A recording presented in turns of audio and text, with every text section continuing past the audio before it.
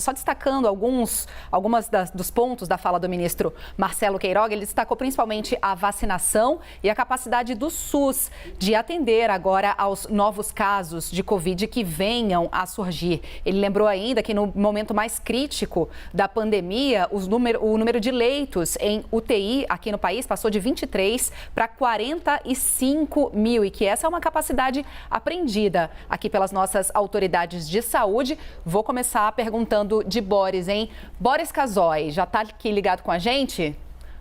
Tá me ouvindo, Boris Casoy. Vamos lá, Boris. Que reflexos a gente pode ter claro agora? Que posso. Eu estava abotoando a camisa aqui. Eu fiquei problema na dúvida, aqui na Boris, camisa. se você estava me ouvindo ou não. Que bom que a nossa comunicação está estabelecida.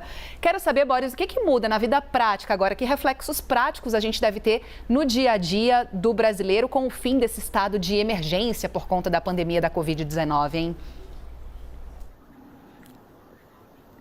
Olha, o fim do estado de emergência significa basicamente o fim de algumas liberalidades administrativas. Você não precisa fazer concorrência para a obtenção de vacinas, remédios, etc. Você pode consagrar algumas vacinas como válidas, embora ainda não aprovadas pela Coronavac, é o caso, não aprovadas pela Anvisa, é o caso da Coronavac. Enfim, é uma questão muito mais administrativa do que tratamento em si. Não tem nada com o fim da pandemia. Como baixaram as pessoas afetadas, o número de pessoas afetadas pela Covid baixou. E o número de mortes baixou também e continua baixando. Em todo o país, nós acabamos de ver na exposição aí do Ministério da Saúde, a ideia é que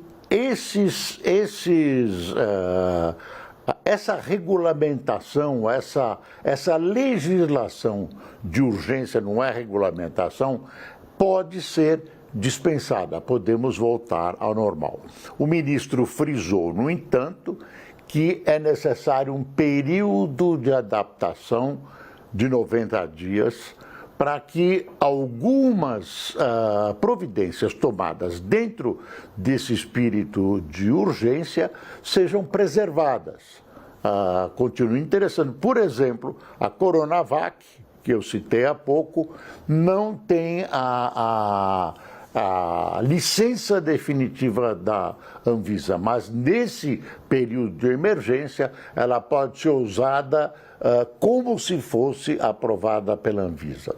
Então, você tem uma série de providências. Agora, a pandemia não acabou. A pandemia não acabou.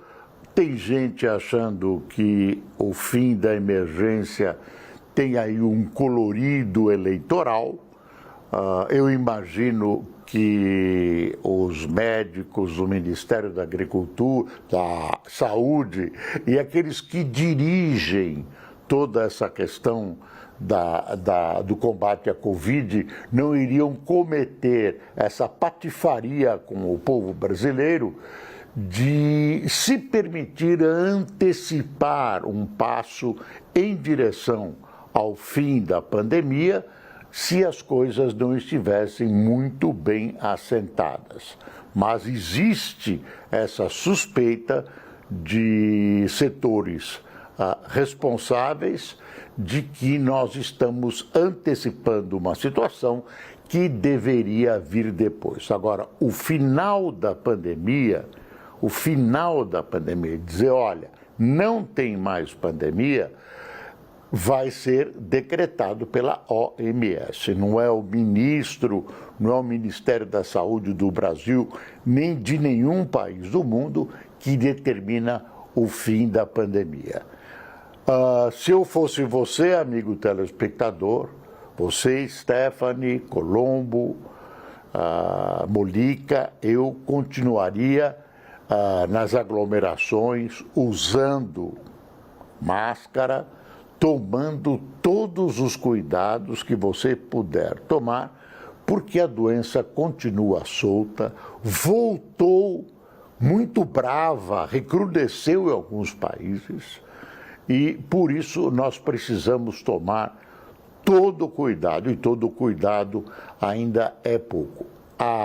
O vírus está em queda, está menos agressivo como um todo, mas eu acho que a gente precisa continuar se preservando até que as coisas se amenizem de fato e que a OMS decrete o fim da pandemia. Assim mesmo, tudo indica que essa vacina veio para ficar e que nós, frequentemente, digamos, todos os anos, vamos precisar tomá-la.